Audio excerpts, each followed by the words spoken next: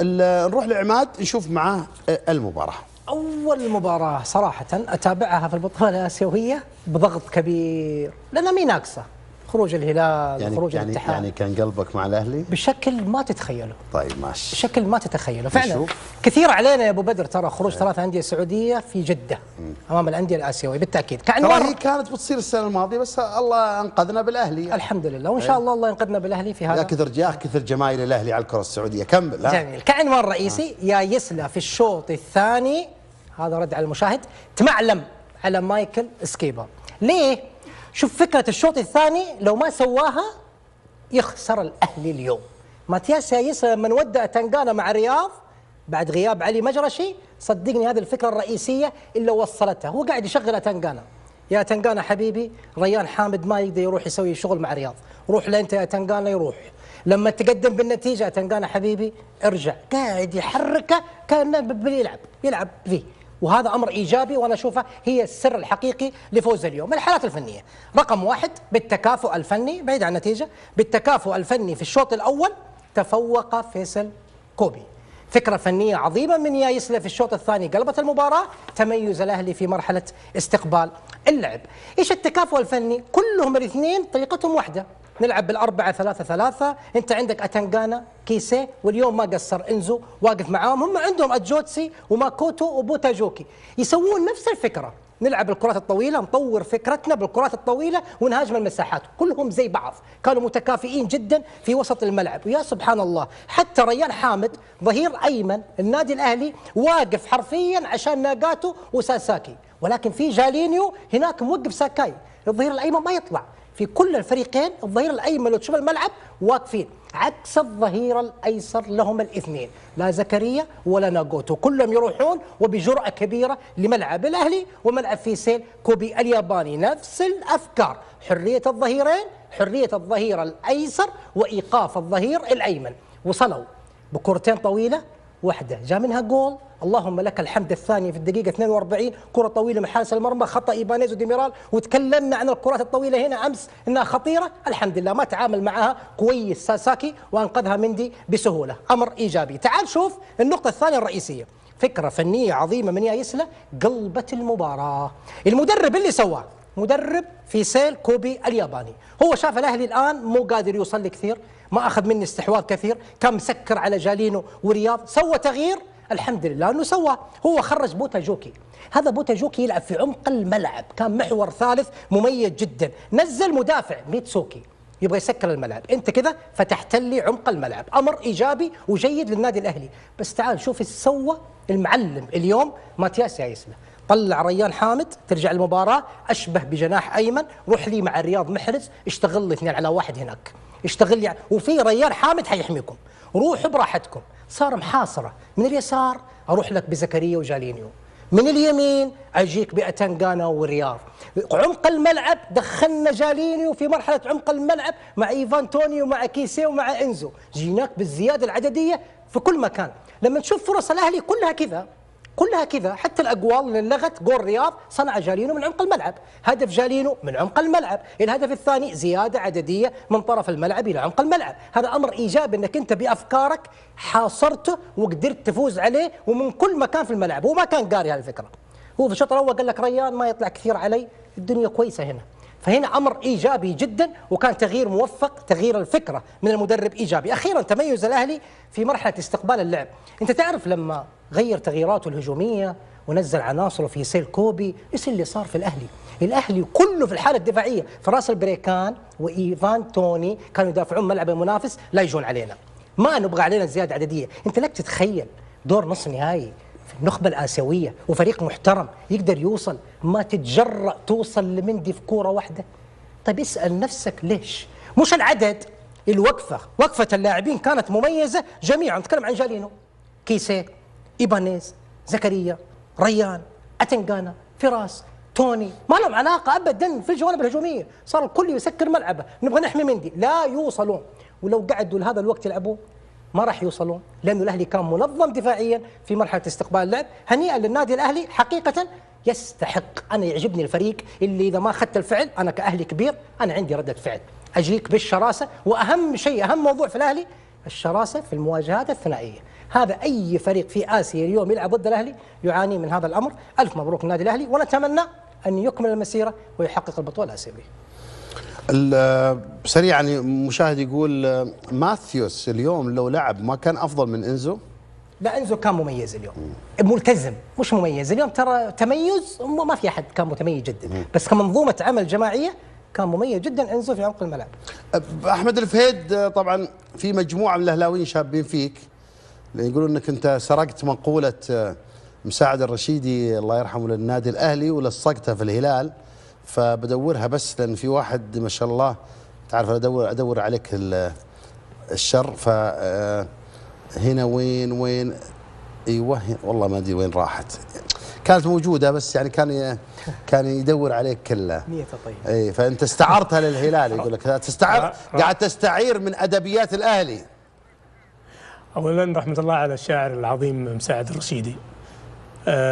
هو اهلاوي كان. اكيد انه ايوه الله يرحمه. طبعا اهلاوي رحمه الله عليه. اي والشعر والادب والنصوص سواء الشاعر او الكاتب او الروايه هي ملك لقارئها يعني ايا كان، فانا استعيرها واضعها بين قوسين لانها عباره جميله وممكن تستخدمها في اي موضع يعني. صحيح انها كتبت للاهلي والاهلي يستحق بلا شك، واكيد انه اليوم الارض موت. كابتن ابراهيم ايش رايك في الكلام ده؟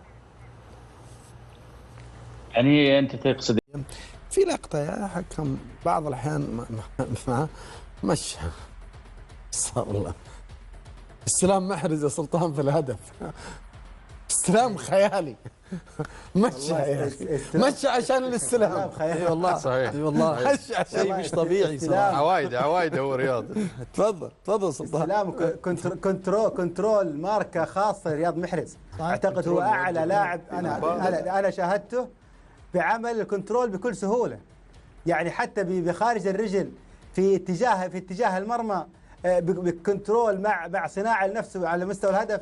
اعتقد كنترول رياض محرز مدرسه وحيصبح مستقبلا مرجع واي ذكر لاي مثال كنترول مثل كنترول رياض محرز. حكم ودك مشى. اعتقد انه بس السؤال هو قول انا لي حديث عن استلام محرز. الاستلام حق محرز استلام موجه، يعني انا والباب بنفرد، وما شاء الله عنده التفكير على قولتنا الجزء من الثاني هذه من لمسه والثانيه في الباب على طول، ما في اي كلام. يعني صعب الواحد يفكر في تحت الظروف هذه وتحت الضغط اني استلمها واخذ راحتي. عارفون مستلمها فيه، هو عارفون مستلمها فيه، مستلمها في مشط القدم الخارجي، ما تيجي في الذهن في المشط القدم الخارجي مع المسافه العاليه جدا، ما تيجي في العقل يا جماعه. مسافه 30 متر نزلها كأنه متعامل مع الكرة. عفوا فهد تعامل مع الكرة كأنها كرة هواء، نزلها تعامل معها ولا كان في كرة. لذلك محرز فارق. انا اقول تفضل ابو سلطان. اقول لا، وشوف الركنه يعني ما كانها في مثل هذا الوقت في اهميتها امام هالجماهير امام هالمباراه الصعبه. يعني صراحه هو يعني التأسيس واضح انه رائع لدى محرز في موضوع الكنترول رقم كم في العالم؟ مشهور فيها في العالم. رقم كم في العالم في الاستلام؟ يعني انا اعتقد الان بالفترات الاخيره انا اشوف رقم واحد في مثل هذه الاستلامات قبل ميسي، الكنترول وكذا قبل ميسي. يعني ما يكثر منها ميسي بهذه الطريقه صراحه، ما يكثر استلام الكرة بقوتها بطول المسافات اللي هي جايه في كثافه في منطقه خطره في اي مكان. يعني ما تقول هو يستلمها باريحيه في نص ملعب، انت تتكلم على خطوره المنطقه اللي قاعد يستلم فيها وكثافتها وحساسيتها.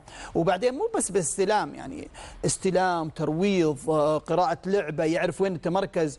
شوف كيف حطها بطريقة عجيبة كأنها صعب على الحارس. يعني والله ابو سلطان ما لعب محرز بس ميسي شيء ثاني.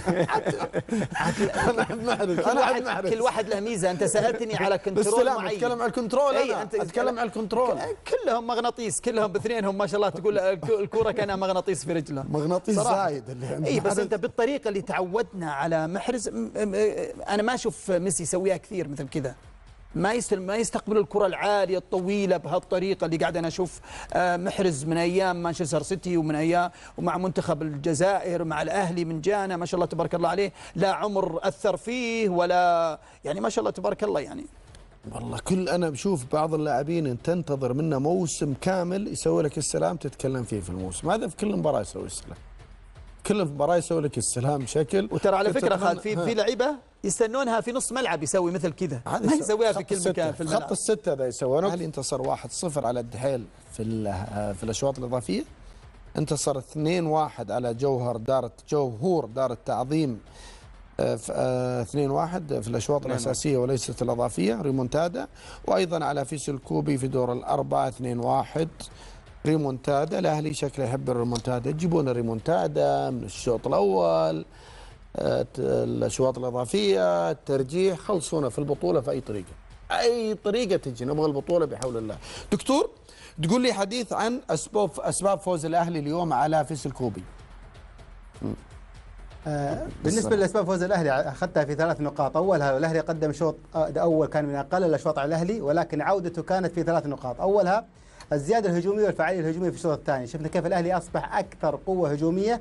والسبب الثاني سرعه الضغط العكسي واسترجاع الكره، والسبب الثالث تعامل يسلم مع الشوط الثاني. السبب الاول لما نتكلم عن الزياده الهجوميه، لو نشوف الشوط الثاني للاهلي اصبحت خطوط الاهلي بترابط كبير في ملعب المنافس. هذا الشيء قرب الخطوط، منع فريق فيصل كوبي من عمل التحويز الهجوميه، والنقطة الثانية أعطى الأهلي الفرصة لكسب الكرة الثانية بشكل أكبر. والفعالية بالنسبة للأطراف شفنا كيف قيمة جاليوني أصبحت أعلى، وحتى قيمة رياض محرز أصبحت أعلى، حتى على مستوى صناعة الفرص. رياض محرز الشوط الثاني تقريبا صنع 4 إلى 5 فرص، وكذلك حتى جاليني في الزيادة الهجومية. النقطة الثانية سرعة الضغط العكسي. بهذا التقارب بالتأكيد قوة الأهلي بسرعة الضغط العكسي، خاصة بعد تغيير فراس. وتغيير فراس تحديدا إيش أضاف للأهلي؟ أولها كيسيه رجع كلاعب قلب دفاع، وشفنا كيف انزو رجع في المكان اللي يبدع فيه انزو ويضيف للاهلي اللي هو لاعب 8. فاصبح فراس خلف توني، هنا اصبحت فرص كسب الاهلي الكره الثانيه اعلى، وكذلك حتى هجوم الاهلي اصبح بشكل اكبر. اخر نقطه تعامل يايسلا، صحيح الشوط الاول كان الاهلي بعيد على المستوى الفني، ولكن تعامل يايسلا اولها في تغيير ديميرال وارجاع كيسيه، تعامل داخل الملعب بمعرفته قيمه كيسيه كيف تحويله كلاعب مدافع، وادخال فراس اللي صنع الزياده الهجوميه واداره المباراه حتى بعد الفوز. شفنا كيف اصبح الاهلي يدير المباراه بكل سلاسه على مستوى التامين الدفاعي، وحتى زياده السرعه الهجوميه في كل تحول هجومي للاهلي. فاعتقد انها شوط ثاني مثالي للاهلي امام اصعب الفرق في اسيا، اصعب الفرق واعنيها في اسيا. لما نتكلم 12 مباراه متتاليه لا يخسر ويكسب الاهلي، لما نتكلم من عام 2022 بعد التقدم هذا الفريق لا يخسر ويخسر اليوم مع الاهلي، توضح لك قيمه هذا الفوز وكيف يعني عوده الاهلي كانت عوده كبيره بشخصيته وبقيمه دعم جماهيره. بالتاكيد. طيب انا مخلي الكبير مأخر شويه عشان لما ترتاحون وتكون حديثكم واضح عنه. ايش اللي يقال عن يايسلا صانع هذا الفريق؟ تفضل. مدرب زي يايسلا اتوقع صعب تصنع لك وتألف لعيبه زي كذا، يعني انت تحتاج ادوات، تحتاج لاعبين دوره في الفريق. وش دوره اللي قاعد تحتاج دوره كبير، يعطي اللاعب الثقه في الملعب وبرا الملعب اتوقع، يعني يدعمه. احنا شفنا في تغييرات كثيره، يروح حتى لرياض محرز، يروح حتى لزكريا هوساوي، يضم اللعيبه. هذا اللي ما يحتاج، هذا اللي يحتاج اللاعب من المدرب. تعطيني الثقه عشان انا بكره يعني لو نزلت الملعب اكون جاهز، فاتم الاستعداد. اتوقع يايسلا ذكرني باشياء كثيره، يعني الاستقرار اللي جالس يسويه في اللعيبه وتمركزهم يعني داخل الملعب. ذكرني ب 2016 الرومنتادات هذه، ترى مو اي فريق يرجع لها. لو تجي تلاحظ الاهلي انت ذكرت 3 مباريات او مباريتين رجع رومنتادا. صعب الفرق هذه او صعب الانديه احيانا ترجع من رومنتادا. بتقول لي ليش؟ بقول لك يعني الشخص. وهذه هي كان كلام الإعلام القطري على أداء عادل بولبينا اليوم، الذي شارك مع فريقه أساسيا واستطاع الفوز على نادي الوكرة الذي ينشط له مواطنه بركان في الهجوم.